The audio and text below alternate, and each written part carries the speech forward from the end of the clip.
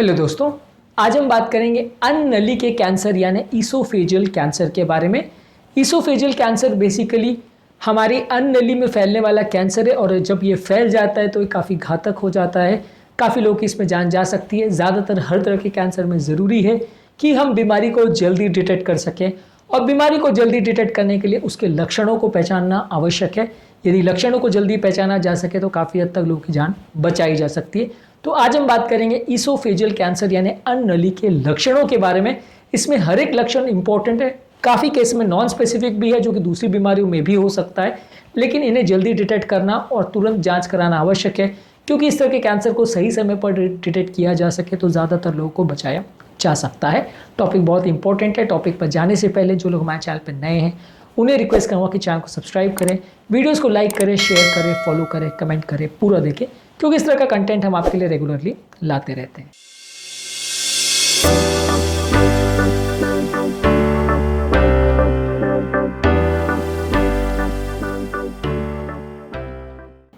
आज के टॉपिक में हम बात करेंगे ईसोफेजियल या अन्ननली के कैंसर के सिम्टम्स पर। सिम्टम्स को पहचानना कैंसर के अर्ली डिटेक्शन के लिए सबसे बड़ी सीढ़ी है। सबसे पहले अगर आप सिम्टम्स को पहचान के डॉक्टर के पास जा सके, एंडोस्कोपी करा सके, तो आप बीमारी के बढ़ने से पहले उसे डिटेक्ट कर सकेंगे और उसका इलाज टाइम पर करा सकेंगे। इसलिए टॉपिक इंपॉर्टेंट है, एंड तक देखिएगा। चलिए शुरू करते हैं इंपॉर्टेंट वीडियो। सबसे पहला, यदि किसी व्यक्ति को अगर खाना निगलने में दिक्कत हो रही है, खासकर अगर सॉलिड फूड में अगर हो रही है, पानी निगल पा रहा है लेकिन खाना खाने के दौरान अगर उसको डिफ़िकल्टी हो रही है और खासकर अगर पेन भी हो रहा है, तो ये ईसोफेजियल कैंसर का सिम्टम हो सकता है। हालांकि दूसरी बीमारियों में भी ऐसा हो सकता है, लेकिन एटलीस्ट इस तरह के व्यक्ति को जांच कराना आवश्यक है। यदि एक जो डिफ़िकल्टी इन स्वॉलोइंग है या खाना निगलने में जो दिक्कत है वो सॉलिड फूड में ज़्यादा है और बढ़ते भी जा रहा है धीरे धीरे करके, यानी पहले जितना था उससे धीरे धीरे करके सिम्टम्स बढ़ रहे हैं, पहले खाना निगलने में थोड़ी दिक्कत होती है, अब ज़्यादा हो रही है, तो इसका मतलब कैंसर का साइज़ बढ़ रहा है, वो अन्ननली को ऑब्स्ट्रक्ट कर रहा है, जिसकी वजह से सॉलिड खाना अंदर नहीं जा पा रहा है और आपको दर्द या प्रॉब्लम हो रही है। तो ऐसे लोगों को जाँच कराने की ज़रूरत है। इसी की तरह से अगर किसी व्यक्ति को छाती में दर्द हो रहा है और खासकर खाना खाने के बाद छाती में दर्द बढ़ रहा है, तो ये आपका कैंसर का सिम्टम हो सकता है। कई बार बिना कारण के भी दर्द हो सकता है। कई बार ऐसे पेशेंट्स में अगर कहीं कैंसर आसपास के स्ट्रक्चर को इन्वॉल्व कर ले तो हड्डियों वगैरह में या आसपास के चीज़ों में दबाव पड़ने की वजह से वैसे भी दर्द हो सकता है। नर्व सप्लाई कोई डैमेज हो जाए तो भी दर्द हो सकता है। पर अगर दर्द हो रहा है तो उसका इवैल्यूएट करना ज़रूरी है। हालांकि दर्द के बहुत सारे कारण हो सकते हैं, कार्डियक हो सकता है, मस्कुलर हो सकता है, साइकोलॉजिकल हो सकता है, बहुत सारी चीज़ें हो सकती है। लेकिन अगर अनएक्सप्लेन्ड दर्द हो रहा है, डिस्कम्फर्ट हो रहा है, तो एटलीस्ट जांच करना आवश्यक है। इसमें कुछ केसेस में कैंसर डिटेक्ट हो सकता है। इस तरह के लोगों को अक्सर इस तरह का सेंसेशन या आभास होता है कि छाती में कुछ चिपक गया है या कुछ अटक गया है, ऐसा हो रहा है। और खासकर अगर ये पेन या प्रॉब्लम खाना खाने के बाद बढ़ जाती है या लेटने के बाद बढ़ जाती है और छाती में कुछ प्रेशर जैसा लगता है, जलन जैसी अगर होती है, तो ये सेंसेशन कैंसर की तरफ पॉइंट कर सकता है। हालांकि ये भी बहुत स्पेसिफिक चीज़ें नहीं है, लेकिन हाँ, इन चीज़ों का ध्यान रखना आवश्यक है। इसके अलावा यदि किसी व्यक्ति का अनइंटेंशनल वेट लॉस हो रहा है, यानी अगर बिना किसी कारण के, बिना कोई डाइटिंग किया, बिना कोई खाने के पैटर्न को चेंज किए, यदि 10% ऑफ द बॉडी वेट से ज़्यादा अगर वेट लॉस हो रहा है, तो वो कैंसर का साइन हो सकता है। यानी कि किसी व्यक्ति का मान लीजिए 60 या 70 किलो का बॉडी वेट है और उसमें 6 या 7 किलो से ज़्यादा बॉडी वेट अगर लॉस हो गया है बिना किसी डाइटिंग किया, बिना कोई प्रयास किए, तो वैसे व्यक्ति को कैंसर हो सकता है। हालांकि ये भी बहुत नॉन स्पेसिफिक है और आपको सब चीज़ों को एनालाइज करना पड़ेगा कि कोई और फैक्टर इन्वॉल्व तो नहीं है, पर एटलीस्ट इस तरह के पेशेंट्स की कैंसर की जांच होनी चाहिए। दूसरे कैंसर में भी ये लक्षण मिल सकता है। इसके अलावा यदि किसी व्यक्ति को बार बार अगर छाती में जलन का एहसास हो रहा है, इंडाइजेशन का सेंसेशन हो रहा है बार बार, और जो कि सिंपल एंटासिड लेने के बाद या लाइफस्टाइल चेंज करने के बाद ठीक नहीं हो रहा है, तो ये कैंसर का साइन हो सकता है और इस तरह के पेशेंट्स को इवैल्यूएट करने की आवश्यकता है। बार बार अगर छाती में जलन हो रहा है लेटने के बाद, एसिड रिफ्लक्स हो रहा है बार बार, तो उसको जांच करवाना चाहिए। हालांकि हर व्यक्ति को जिसको गैस्ट्रोएसोफेजियल रिफ्लक्स है सबको ही कैंसर निकलेगा ऐसा नहीं है, लेकिन एटलीस्ट ये उसका एक इंपॉर्टेंट सिम्टम है।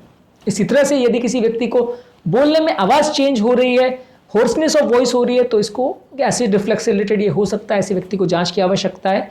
या यदि किसी व्यक्ति को अगर रात को सोने के टाइम खासकर अगर बहुत बार खांसी हो रही है और इसका कोई और कारण नहीं है, तो ये भी रिफ्लक्स रिलेटेड हो सकता है। क्योंकि कई बार जब हमको कैंसर होता है तो एसिड रिफ्लक्स बार बार होता है और वो हमारे श्वास की नली में चला जाता है। लैरिंग्स यानी जो बोलने की तंत्र होता है उसको उसमें सूजन कर सकता है, वहाँ लैरिंजाइटिस हो सकता है, जिससे पेशेंट को बार बार खांसी आ सकती है और जिससे पेशेंट को बार बार बोलने में भी तकलीफ आ सकती है। अगर ये कोई साइन मिल रहा है तो ये कैंसर का साइन हो सकता है। ये एक सिंपल रिफ्लक्स की बीमारी में भी मिल सकता है, लेकिन अगर ऐसा है तो जांच करना आवश्यक है। इसी तरह से अगर किसी व्यक्ति को बिना किसी कारण के बार बार अगर हिचकियाँ अगर आ रही है, और खासकर अगर कोई खाना निगलने के बाद हिचकी आ रही है, इसके अलावा हिचकी के साथ पेन भी बहुत हो रहा है, या अगर बार बार अगर सॉलो करने में या खाना निगलने में दिक्कत भी आ रही है, तो ये भी कई बार ईसोफेजियल कैंसर का सिम्टम हो सकता है। ज़्यादातर ये डायफ्राम का इरिटेशन की वजह से, डायफ्राम की कंप्रेशन की वजह से, जो श्वास की मेन मसल होती है उसके इरिटेशन या कंप्रेशन की वजह से होता है।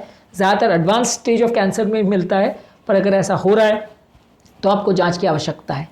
इसके अलावा किसी व्यक्ति को बार बार अगर खाना मुंह को आ रहा है, बार बार अगर खट्टी डकारें आ रही है, बार बार रिफ्लक्स हो रहा है और सिंपल मेडिसिन को रिस्पॉन्ड नहीं कर रहा है, तो वैसे व्यक्ति को भी जांच करने की आवश्यकता है।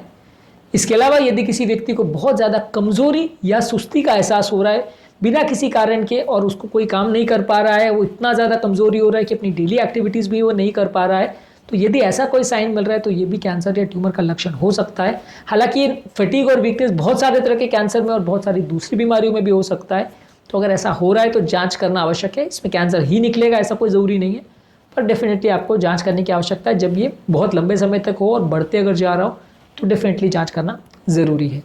ये सारे ही लक्षण बहुत 100% स्पेसिफिक नहीं होते, और इसमें कोई भी एक लक्षण को पिन पॉइंट करके आप ये नहीं बोल सकते कि हाँ इसमें कैंसर है।